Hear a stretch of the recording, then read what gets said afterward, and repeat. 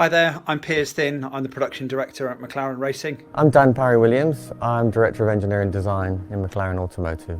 Today we're in E0. This is the inner sanctum. This is beyond secret. This is where we build all of our prototype test vehicles. When it was known that we were going to support this project, there were no shortage of volunteers. Everybody's affected by this virus, and a lot of us could see that we were in a position to help, that we could employ some of the things that we do in our day job to this extraordinary crisis. Inside MTC, we've got about 70 people working on machining and build of the trolley on which the ventilator sits.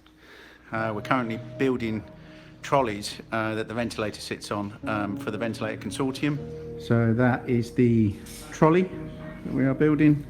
There's a small shipment of some that are going out. We've also got 2 trucks outside the building here which are full.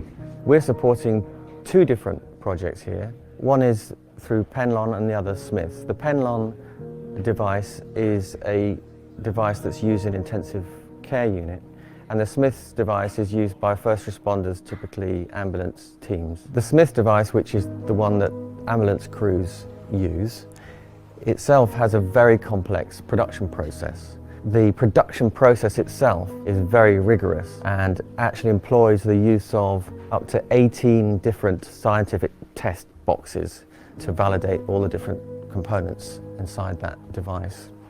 I think we all feel it's great to be able to pull together using the resources of the whole of McLaren to really make a difference at this extraordinary difficult time.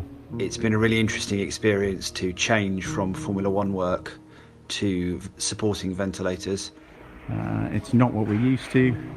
We're used to building racing cars and making them go quicker, which is what we'd normally be doing this time of year. But obviously, the way the world is at the moment, we're trying to do our part, and so far, it's going quite well. I'd just like to say thank you very much and well done to all of the guys in the McLaren team who are working tirelessly to support this project. Thank you.